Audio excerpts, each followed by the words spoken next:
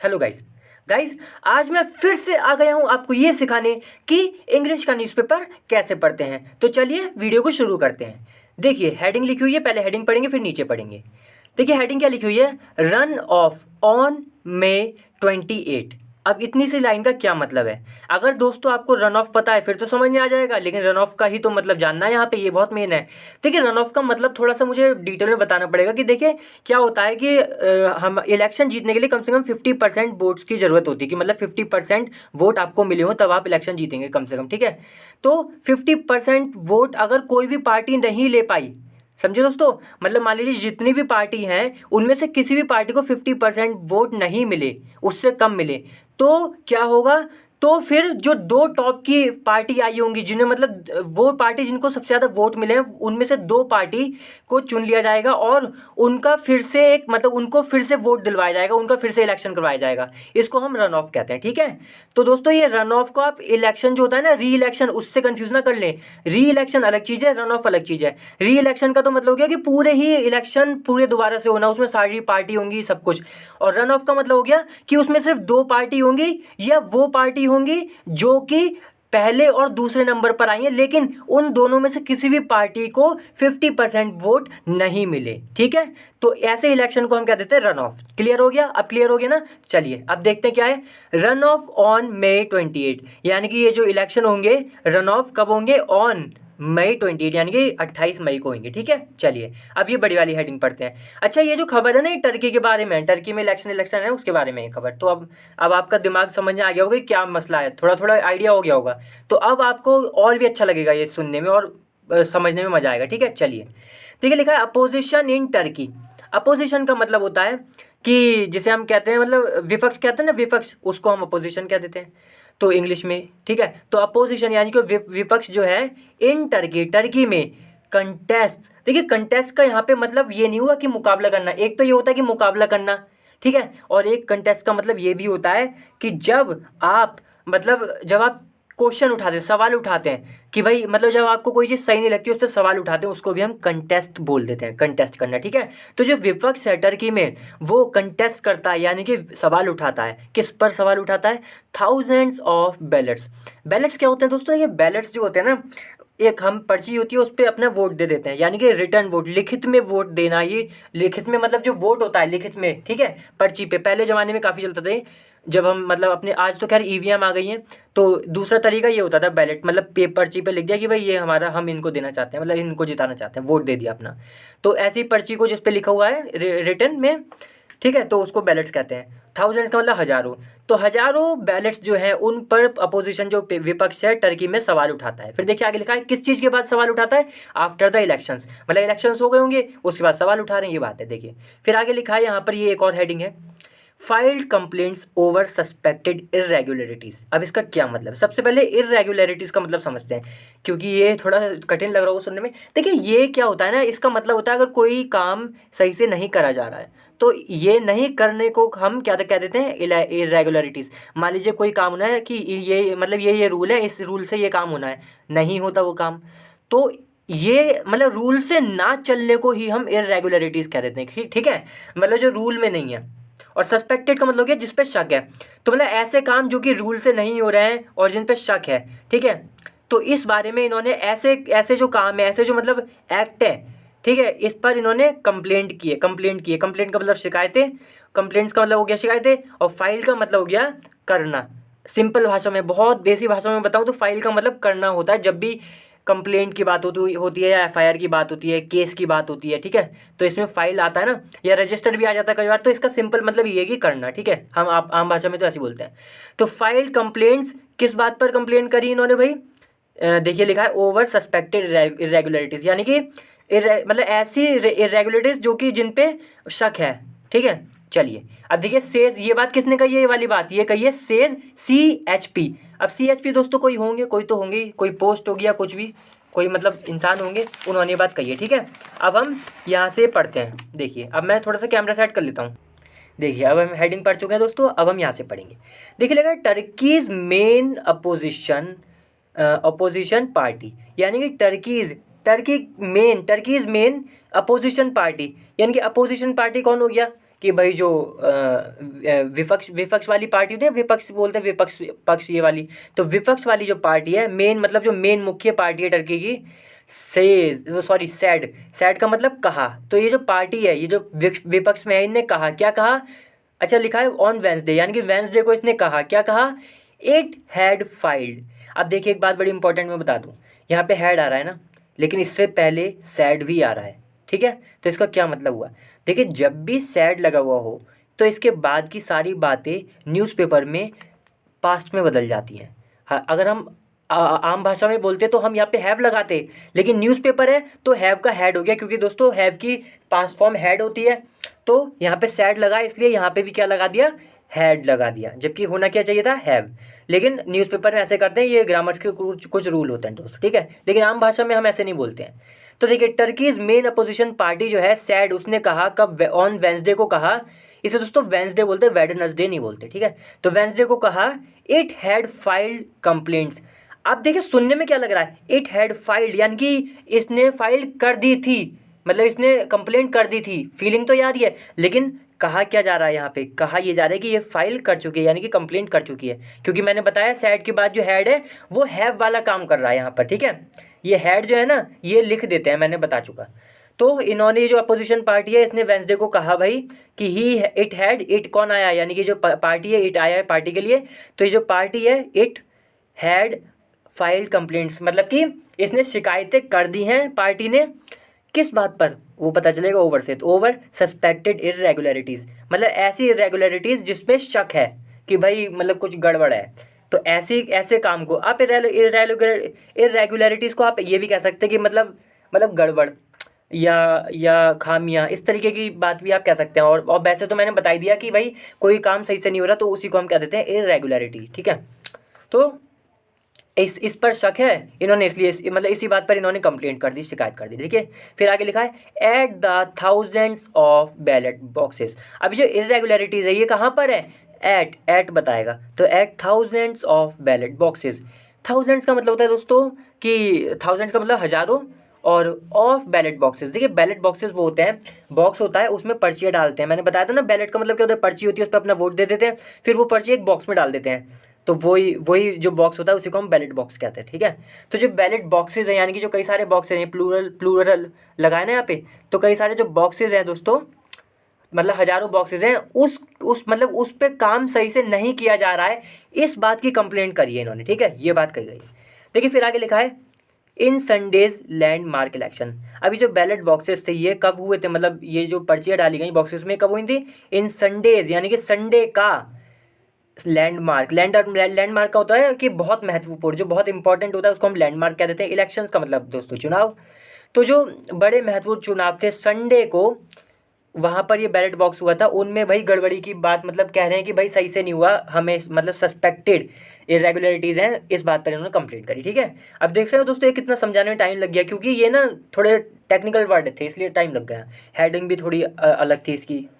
देखिए फिर यहाँ लिखा है, और दोस्तों चैनल को सब्सक्राइब जरूर कर दें, क्योंकि मैं रोज़ ऐसी 2 वीडियो डालता हूँ जिसमें मैं इंग्लिश का न्यूज़पेपर पढ़ना सिखाता हूँ, और यकीन मानिए आप बहुत कुछ सीखेंगे जब मेरे ये आप चैनल को सब्सक्राइब कर लेंगे और रोज़ मेरी 2 वीडियो जो मैं डालता हूँ वो देखेंगे, ठीक है। तो चैनल को सब्सक्राइब जरूर कर लें। देखिए आगे लिखा है कॉमा लगा के, in which president Tayyip Erdogan perform better than. अब ये इन विच किसके लिए आया, इलेक्शंस के लिए आया। तो ये जो इलेक्शन है, इन विच का मतलब जिसमें प्रेसिडेंट है जिनका नाम है तय्यिप एर्दोगान, तो ये जो इनका प्रेसिडेंट का नाम है तय्यिप एर्दोगान, इन्होंने क्या किया, परफॉर्म्ड का मतलब हो गया दोस्तों कि मतलब प्रदर्शन किया, बहुत अच्छा प्रदर्शन किया, है ना, ये प्रदर्शन किया, ये कुछ करने को ही हम परफॉर्म कह देते हैं। तो इन्होंने बहुत अच्छा प्रदर्शन किया इन इलेक्शंस में। और देखिए आगे लिखा है बेटर देन एक्सपेक्टेड का मतलब होता है कि जो कि उम्मीद थी, तो मतलब उम्मीद से भी ज़्यादा अच्छा, बेटर देन एक्सपेक्टेड। आप ऐसे आम भाषा में भी बोल सकते हैं कि you did better than expected, यानी कि तुमने जो उम्मीद थी उससे भी अच्छा किया। तो ये जो एर्दोगान है इन्होंने उम्मीद से भी अच्छा किया, ठीक है, ये बात है, इसलिए इन्होंने भाई कहा होगा कि भाई हमें ये जच नहीं रही बात, ये सब बात जो भी है। देखिए फिर आगे लिखा है हाउएवर, फिर भी अपोजिशन पार्टी, यानी कि जो विपक्ष पार्टी है, सैड ऑफिशियल्स सैड, तो जो इस पार्टी के जो अधिकारी हैं, जो मतलब ऑफिशियल्स हैं, सैड कहा, क्या कहा, द ऑब्जेक्शंस का मतलब होता है दोस्तों आपत्तियाँ, ठीक है। तो जो आपत्तियाँ हैं वर अनलाइकली टू ऑल्टर, देखिए वर का मतलब थी और अनलाइकली हम तब लगाते हैं जो संभावना ना हो। तो ये जो आपत्ति थी इस संभावना नहीं है कि टू ऑल्टर, ऑल्टर का मतलब होता है आल्टर या ऑल्टर, इसका मतलब होता है बदल देना। क्या बदल देना? The result of presidential vote. तो ये जो वोट हुए प्रेसिडेंट के लिए, प्रेसिडेंशियल का मतलब होता है प्रेसिडेंट से संबंधित, तो प्रेसिडेंट के लिए जो वोट हुए हैं उसके रिजल्ट को बहुत मतलब चांसेस नहीं है, अनलाइकली का मतलब चांसेस नहीं है कि भाई ये जो आपत्तियां हैं ये इसके रिजल्ट को बदल दें, इसलिए ऑल्टर लगा है। ऑल्टर का मतलब बदलना, ठीक है। देखिए फिर लिखा है कॉमा लगा के विच इज हेडेड टू। अब प्रेसिडेंशियल वोट का क्या मतलब, सॉरी ये लिखा है ना विच इज, ये किसके लिए आया है? ये आया प्रेसिडेंशियल वोट के लिए, यानी कि विच इज यानी कि जो कि, ये प्रेसिडेंशियल वोट के लिए बोला जा रहा है जो कि which is headed to. Headed to का मतलब दोस्तों ये समझें कि रास्ते पर है। किस चीज़ के रास्ते पर है? To a run off. Run off का मतलब मैं ऊपर बता चुका हूँ फिर कि वो जो फिर से इलेक्शन कराए जाते हैं, लेकिन ये री इलेक्शन नहीं है, ये दूसरे इलेक्शन होते हैं थोड़े अलग टाइप के, कि मतलब जब 50% का वो होता है ना क्राइटेरिया, जब वो फुलफिल नहीं हो पाता, मतलब उससे कम रह जाते हैं वोट, किसी भी पार्टी को नहीं मिल पाते, तब ये रन ऑफ होता है। तो और वो भी टॉप 2 पार्टी के बीच। तो विच इज़ यानी कि जो प्रेसिडेंशियल वोट है विच इज़ जो कि हैं कहाँ पर है? रास्ते पर। हेडेड टू किस रास्ते पर? रन ऑफ, रन ऑफ के, जो कि कब होगा? ऑन May 28, 28 मई को होगा, ठीक है। देखिए फिर आगे लिखा है between Erdogan and challenger camel किल्ली दोड़ू। दोस्तों पता नहीं क्या अजीब सा नाम है, पढ़ लेना आप दोस्तों, चलो खैर हमें नाम से इतना लेना देना नहीं है। तो देखो मैंने कहा था ना 2 पार्टी के बीच होगा, तो ये किस किस के बीच है? बिटवीन एर्दोगान, एक तो एर्दोगान के बीचे, एंड चैलेंजर। चैलेंजर का मतलब जो चैलेंज करने वाला होता है।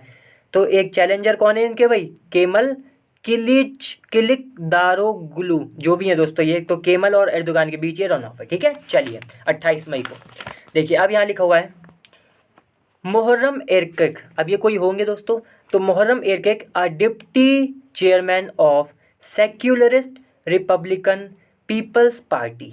तो ये पार्टी देखिए डिप्टी का मतलब होता है जो सेकंड नंबर का होता है, एक तो फर्स्ट नंबर पे होता है। जैसे कि कई बार होता है ना, जैसे वाइस भी बोलते हैं हम, वाइस, जैसे कि प्रिंसिपल होता है, एक हमारे मेन प्रिंसिपल होता है, एक वाइस प्रिंसिपल। तो भाई वाइस प्रिंसिपल क्या करता है? जिस दिन वाला प्रिंसिपल नहीं होता, मतलब वो भी काम संभालता है, वो नहीं होगा तो वो संभाल लेगा काम, ऐसे ही होता है डिप्टी। डिप्टी का मतलब होता है जो सेकंड नंबर पे आता है, और चेयरमैन का मतलब होता है मुखिया। तो यानी कि ऐसा मुखिया जो सेकंड नंबर पे है। देखिए फिर आगे लिखा है ऑफ किस चीज़ का? ये जो पार्टी है ना, पूरा नाम सेक्युलरिस्ट रिपब्लिकन पीपल्स पार्टी, ये CHP। तो इसके जो डिप्टी चेयरमैन है जिनका नाम है मुहर्रम एरकक, ठीक है।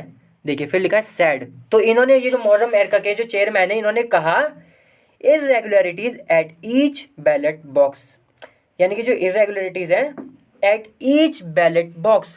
बैलेट बॉक्स का मतलब समझ गए दोस्तों, मैंने बताया था जो बॉक्स होता है उसमें पर्ची डाली जाती है वोट के लिए। ईच का मतलब हर एक, तो एक एक मतलब हर एक बैलेट बॉक्स पर इरेगुलरिटीज रेंज फ्रॉम का मतलब अब ये पता चले कि लिमिट कहाँ से कहाँ तक। तो range from one single wrongly counted vote. One single यानी कि एक सिंगल, रॉन्गली यानी कि गलत तरीके से, काउंटेड यानी कि गिना गया, वोट तो वोट पता ही है दोस्तों आपको। तो जो गलत तरीके से गिना हुआ गया वोट से लेकर to hundreds of such votes, और 100 मतलब एक वोट से लेकर 100 वोट्स तक, इस तरीके के, सच का मतलब इस तरीके के जो कि गलत तरीके से गिने गए हैं, ठीक है। ये बात कही जा रही है कहाँ पर? हर एक बैलेट बॉक्स पर। तो यहाँ पर इरेगुलरिटीज़ की इन्होंने कहा, ठीक है, ये बात है। देखिए फिर आगे लिखा है, मतलब सही से नहीं हुआ जो भी इनके इल्ज़ाम, ये जो भी है। देखिए फिर आगे लिखा है कि ही सैड। तो ये जो ये है ना चेयरमैन, डिप्टी चेयरमैन, इन्होंने क्या कहा? ही सैड यानी कि इन्होंने कहा द CHP हैड फॉर्मली, यानी कि जो पार्टी है CHP से शॉर्ट फॉर्म में बोल रहे हैं, तो CHP had formally raised objection. Formally का मतलब होता है औपचारिक रूप से। तो औपचारिक रूप से जो भाई, देखो फिर से दोस्तों आ गया सैड के बाद हैड, मैंने कहा था ना, जबकि हम आम भाषा में यहाँ पे हैव लगाते, फीलिंग ये देगा हो चुका है, हो चुका था वाली फीलिंग नहीं देगा। तो ही सैड, इन्होंने कहा the CHP had formally raised objections, यानी कि भाई CHP जो पार्टी है इसने फॉर्मली औपचारिक रूप से जो है रेज्ड का मतलब होता है उठाना, क्या उठाना? आपत्ति। तो इन्होंने आपत्ति उठाई है किस बात पर? ओवर 2269 बैलेट बॉक्सेस, मतलब ये जो इतने सारे बॉक्सेस हैं इन पर आपत्ति उठाई है कि भाई ये सही से नहीं हुआ, ये सब जो भी बातें। नेशन वाइड का मतलब पूरे नेशन में, पूरी कंट्री में, जब पूरी कंट्री में लगाते हैं नेशन वाइड लगाते हैं। इसका क्या मतलब हो गया कि वो बॉक्सेस जो पूरी कंट्री में है फॉर द प्रेसिडेंशियल इलेक्शन। और ये बैलेट बॉक्सेस किसके लिए थे? फॉर बताएगा फॉर द प्रेसिडेंशियल इलेक्शन, तो प्रेसिडेंट के लिए इलेक्शन होने थे, उसके लिए बैलेट बॉक्सेस थे, ठीक है। मतलब इलेक्शन वही सिंपल भाषा में बोले तो, ठीक है। फिर आगे लिखा and 4,825 for the parliamentary vote. अच्छा देखिए, एक तो प्रेसिडेंशियल वोट के लिए इलेक्शंस के लिए थे इतने, ठीक है, और पार्लियामेंट्री वोट के लिए इतने थे, ये बात कही जा रही है, ये बॉक्सेस। फिर देखिए आगे लिखा है that also took place on Sunday. तो ये जो पार्लियामेंट्री वोट है ये भी हुए थे, दैट इसलिए इसके लिए आए पार्लियामेंट्री वोट के लिए। तो ये पार्लियामेंट्री वोट है जो कि, दैट का मतलब जो कि, ऑल्सो टुक प्लेस का मतलब घटित हुए, तो जो कि ये भी घटित हुए ऑन संडे को, मतलब ये वाले वोट भी हुए थे प्रेसिडेंशियल इलेक्शन और पार्लियामेंट्री वोट भी हुए थे, ठीक है। चलिए फिर देखिए कॉमा लगा आगे लिखा है दो का मतलब होता है हालांकि, they represent a tiny proportion of the total number. तो जो टोटल नंबर है उसका ये जो वोट है, टाइनी का मतलब होता है छोटा, प्रपोर्शन का मतलब होता है हिस्सा, तो पूरे हिस्से का, पूरे जो टोटल नंबर है उसका छोटा सा ही हिस्सा ये प्रेजेंट करते हैं, ठीक है। दे का मतलब ये ऊपर जो है ना प्रेसिडेंशियल इलेक्शन और ये पार्लियामेंट्री इलेक्शन के जो वोट हैं, ये मतलब वैसे कई सारे होंगे हजारों, ये थोड़े से ही हैं, तो इसलिए कहा जा रहा है कि ये थोड़ा सा ही हिस्सा, टाइनी का मतलब छोटा सा हिस्सा रिप्रेजेंट करते हैं। प्रपोर्शन का मतलब बता चुका हूँ कि हिस्सा, टाइनी का मतलब छोटा सा, किसका? टोटल नंबर का। टोटल नंबर होगा बहुत बड़ा, ये तो छोटे से ही हैं, 2200 ये हैं लगभग, और 5,000 करीब ही हैं, बाकी कई सारे होंगे असली में। तो ये फिर आगे लिखा है we are following every, following का मतलब पूरी नज़र रख रहे हैं, पूरा ध्यान दे रहे हैं, तो वी आर फॉलोइंग हम नज़र रख रहे हैं, ध्यान दे रहे हैं किस पर? एवरी सिंगल वोट, मतलब हर सिंगल वोट पे जो वोट दिया जा रहा है उस हर वोट पर हम ध्यान रख रहे हैं, नज़र रख रहे हैं, फॉलो कर रहे हैं। फिर कॉमा लगा आगे लिखा है इवन इफ का मतलब होता है भले ही, it doesn't change the overall result.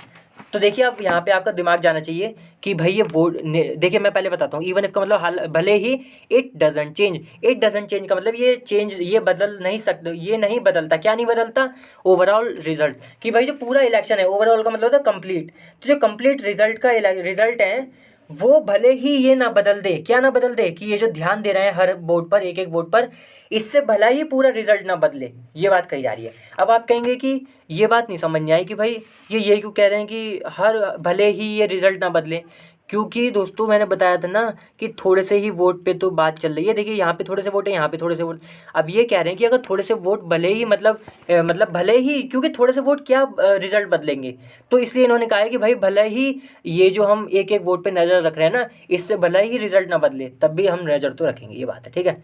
देखिए फिर लिखा है एरकेट टोल्ड, यानी कि जो ये एरकेट हैं शायद ये हैं दोस्तों, मेरे को पता नहीं, यही होंगे। तो जो एरकेट हैं, टोल्ड का मतलब बताया, रिपोर्टर्स होते हैं उनको बताया, कहाँ पर? इन अंकारा दोस्तों कोई जगह होगी, वहाँ पे इन्होंने बताया रिपोर्टर्स को। फिर देखिए आगे लिखा है मेमत इमम एक्मेन। अब दोस्तों इनके नाम बड़े अजीब हैं, खैर नाम से हमें लेना देना नहीं है, हमें तो बस इतना पता चलना चाहिए कि ये कोई आदमी है या कोई व्यक्ति है। तो मेमत एमिन एक्मन, अब दोस्तों ये कोई है, देखिए कॉमा लगाए, पता चल जाएगी, देखिए कॉमा लगाए, अब इसका मतलब इसके बारे में बताया जाएगा कि डिप्टी चेयरमैन ऑफ दीवा। तो दीवा दोस्तों कुछ है, शायद ये पार्टी है वहाँ पे एक, तो इसके चेयरमैन है, डिप्टी चेयरमैन। अब देखिए कॉमा लगाए 1, अब ये कॉमा लगाए ना, ये देवा के बारे में बताएगा क्या ये, तो देवा 1 of 6 parties in the opposition alliance. Opposition alliance का मतलब होता है, अपोजिशन का मतलब विपक्ष और अलायंस का मतलब गठबंधन। तो जो गठबंधन है, अपोजिशन है ना, उसमें मतलब विपक्ष का जो गठबंधन है, उसमें से ये 1 ऑफ 6 पार्टीज, यानी कि 6 पार्टी हैं इस अपोजिशन अलायंस में, उनमें से एक ये है, ये बात कही जा रही है, ठीक है। तो ये जो मेहमत एक्मिन है इस पार्टी के, टोल्ड रॉयटर्स दोस्तों एक एजेंसी है, उसकी क्या नाम है, मीडिया एजेंसी है, ठीक है, मतलब मीडिया वाले हैं ये।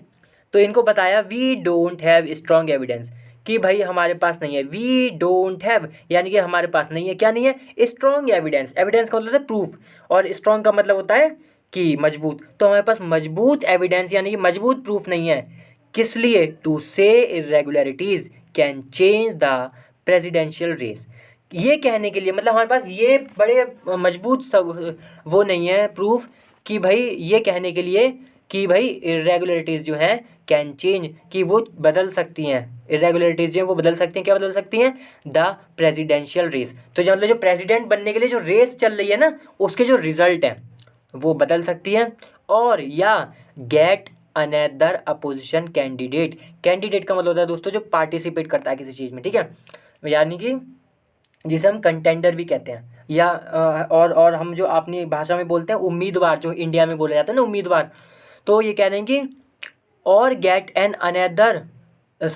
अनदर अपोजिशन कैंडिडेट, और दूसरा जो दूसरे पार्टी का जो कैंडिडेट है, उम्मीदवार है, मतलब विपक्ष का जो उम्मीदवार है, इलेक्टेड टू द पार्लियामेंट, कि भाई इसको इलेक्ट कराया जाए पार्लियामेंट में, ठीक है। तो ये क्या कह रहे हैं, फिर से देखें कि हमारे पास मजबूत एविडेंस नहीं है कि ये कहने के लिए कि रेगुलरिटीज बदल सकती हैं रिजल्ट, और या फिर किसी और को get an another opposition candidate, यानी कि जो दूसरा उम्मीदवार है उसको इलेक्टेड, उसको जितवा सकती हैं ये पार्लियामेंट कर टू द पार्लियामेंट, ठीक है। चलिए अब देखिए आगे लिखा है, ये लिखा है ना दोस्तों, आप देख रहे हैं get another opposition candidate elected, यहाँ से लेकर यहाँ तक ये वो है पॉजिटिव, वो जो होता है ना पॉजिटिव सेंटेंस वाले, वो ये है। देखिए फिर आगे लिखा है, since Erdogan officially started, since का मतलब जब से, एर्दोगान जो तो वही जो अभी हम बात कर रहे थे, ऑफिशियली यानी कि औपचारिक रूप से स्टार्टेड शुरू किया है, क्या किया है, हिज इलेक्शन कैंपेन। तो जो इनके इलेक्शन कैंपेन है उन्होंने जब से शुरू किया है ऑफिशियली, कैंपेन का मतलब दोस्तों यही होता है कि एक के बाद रैली वगैरह ये सब निकालना है कि इलेक्शन जीतने के लिए, ये सब कैंपेन कहलाता है, ठीक है। तो जब से इन्होंने कैंपेन स्टार्ट किए हैं यस्टरडे यानी कि कल, ठीक है, आई बिलीव, मैं यकीन करता हूँ, द अपोजिशन अलायंस यानी कि जो विपक्ष गठबंधन है, अलायंस के लिए दोस्तों हम एक शब्द और आता है कोएलिशन भी यूज़ कर सकते थे, ठीक है, उसका भी मतलब गठबंधन होता है। तो मैं मानता हूँ, I believe the opposition alliance यानी कि जो विपक्ष का जो गठबंधन है, should also channel it's energy into run of, कि भाई इनको भी क्या करना चाहिए, शुड ऑल्सो चैनल का मतलब होता है दोस्तों एक खास दिशा में कुछ ले जाना। तो भाई ये कह रहे हैं कि मैं मानता हूँ कि जो अपोजिशन अलायंस है उसको क्या करना चाहिए, शुड ऑल्सो चैनल, इसको भी ये करना चाहिए कि भाई जो एनर्जी है, इट्स एनर्जी, जो इसकी एनर्जी है, इनटू द इसको जो इसकी एनर्जी है इसको ले जाना चाहिए किधर की तरफ, इनटू द रन ऑफ, जो रन ऑफ होने ना उधर की तरफ ले जाओ भाई अपनी एनर्जी, ये बात कही जा रही है, ठीक है, ही सैड, इन्होंने कहा। देखिए फिर आगे लिखा है, बस खत्म होने वाला है दोस्तों, Erdogan ruling AK party, Erdogan की, इसको कैसे पढ़ेंगे इस एस को, की, तो एर्दोगान की रूलिंग AK पार्टी, रूलिंग का मतलब होता है जो शासन कर रही है, तो जो वो पार्टी जो AK पार्टी शासन कर रही है, एंड इट्स नेशनलिस्ट एलाइज का मतलब होता है दोस्तों कि दोस्त होते हैं, एलाइज मतलब जो हमें सपोर्ट करते हैं ना उनको हम कह देते हैं, तो जो सपोर्ट साथ देने वाले होते हैं उनको हम एलाइज कहते हैं। तो इनके जो नेशनलिस्ट का मतलब राष्ट्रवादी, तो जो राष्ट्रवादी इनके दोस्त हैं जो इनको सपोर्ट साथ देते हैं, देखिए वॉन स्ट्रॉन्ग पार्लियामेंट मेजोरिटी, तो इन्होंने जीता, क्या जीता, वॉन स्ट्रॉन्ग, तो ये जो रूलिंग पार्टी है और नेशनलिस्ट एलाइज है इन्होंने क्या जीता भाई, वॉन जीता स्ट्रॉन्ग पार्लियामेंट्री मेजोरिटी, जो पार्लियामेंट में मेजोरिटी है, मेजोरिटी का मतलब दोस्तों यही हो गया सिंपल भाषा में कि ज़्यादा से सबसे ज़्यादा वोट इन्हें मिले, ये बात है, ठीक है। तो इन्होंने सब स्ट्रॉन्ग पार्लियामेंट्री मेजोरिटी इन्होंने जीती, कॉमा लगाया, आगे लिखा है while in the presidential vote, while यानी कि जब, वाइल का मतलब जब, in the presidential vote Erdogan fail just, यानी कि जब, उस समय जब प्रेसिडेंशियल वोट में लिखा है ना, while in the presidential vote यानी कि जब प्रेसिडेंशियल वोट में एर्दोगान वही जो अभी बात चली थी, फेल का मतलब गिरे, जस्ट यानी कि जस्ट मतलब जरा सा, शाय का मतलब होता है less than of the 50% threshold का मतलब होता है दोस्तों एक मिनिमम लिमिट है कि भाई ये है लेवल, तो एक लेवल को हम थ्रेशोल्ड कह देते हैं। तो मैंने कहा था ना 50% का लिमिट होती है, इससे नीचे आए तो फिर दोबारा होता है सब। तो देखिए यही बात कही जा रही है कि भाई जब ये प्रेसिडेंशियल वोट में एर्दोगान जो है उन्होंने वो गिरे, हो सकता है उनके पहले वोट ज़्यादा आए हों, इस तरीके से बात कही जा रही है, शाय ऑफ द 50% थ्रेशोल्ड, मतलब कि इससे कम आए, इनके 50% से कम आए इनके वोट, इन्हें 50% नहीं मिल पाए, इसलिए लिखा है जस्ट शाय ऑफ यानी कि जस्ट जरा सा नीचे। देखिए फिर लिखा है थ्रेशोल्ड मैंने बता दिया, एक लिमिट या एक level, needed to win outright, तो यानी कि 50% जो थ्रेशोल्ड है किस लिए था, नीडेड यानी कि इसकी ज़रूरत थी मतलब अब देखिए थ्रेशोल्ड के बारे में बताया जा रहा है कि ये जरूरी था। क्या जरूरी था? To win outright. आउटराइट का मतलब होता है कंप्लीटली, पूरी तरह। तो भाई 50% का जो मिनिमम वो था, इससे पूरी तरह जीतते। ठीक है, ये बात है। देखिए फिर आगे लिखा है, बस खत्म हो गया दोस्तों, यहीं तक है। देखिए किल्ले, फिर वही दोस्तों अजीब सा नाम आ गया पढ़ने में, किल्लिक दारुग्लू, पता नहीं ये जो भी है, कॉमा लगा था CHP chair, the CHP chair. तो ये जो CHP चेयरमैन शॉर्ट में लिखा है लगता है, इनका नाम है किल्लिक दारुग्लू, कॉमा लगा है रिसीव्ड। तो ये जो है इन्होंने रिसीव्ड यानी कि प्राप्त किया। क्या प्राप्त किया? 44.9%। 44.9% वोट इन्होंने प्राप्त किए होंगे, या जो भी। इन वॉट का मतलब है जिसमें was seen as the biggest electoral changes. मतलब इन वॉट यानी कि उसमें जिसमें वॉज सीन देखा गया था, एज जिसको, यानी कि समझे दोस्तों, इन जिसमें वॉट वॉज सीन जिसको देखा गया था, एज यानी कि किस तौर पर? द बिगेस्ट इलेक्टोरल चेंज की चैलेंज। मतलब ये बिगेस्ट का मतलब सबसे बड़ा, इलेक्टोरल का मतलब इलेक्शन से, चुनाव से जरूर रिलेटेड, और चैलेंज का मतलब हो गया दोस्तों कि मतलब एक चैलेंज, तो मतलब यही हो गया चैलेंज, क्या बोलूँ मैं। तो भाई ये जो है ना, इन्होंने रिसीव किए 44.9%। किसमें? जिसमें जिसको देखा गया था सबसे बड़े इलेक्टोरल चैलेंज के तौर पर। ठीक है, फिर लिखा है टू एर्दोगान्स 20 ईयर रूल। तो जो ये है, इनको क्या देखा जा रहा था कि भाई बिगेस्ट चैलेंज है ये किसके लिए? टू बताएगा किसके लिए बिगेस्ट चैलेंज देखा गया था इन्हें? टू एर्दोगान्स 20 ईयर रूल, यानी कि जो 20 साल का शासन है किसका? एर्दोगान का। इनके लिए ये बड़ा चैलेंज माना जा रहा था ये। ठीक है, देखिए फिर आगे लिखा है अ थर्ड कैंडिडेट। कैंडिडेट का मतलब हो गया दोस्तों, मैंने बताया उम्मीदवार। थर्ड का मतलब तीसरा। तो जो तीसरा कैंडिडेट है सिनान ऑगन, सिनान ऑगन इनका नाम है।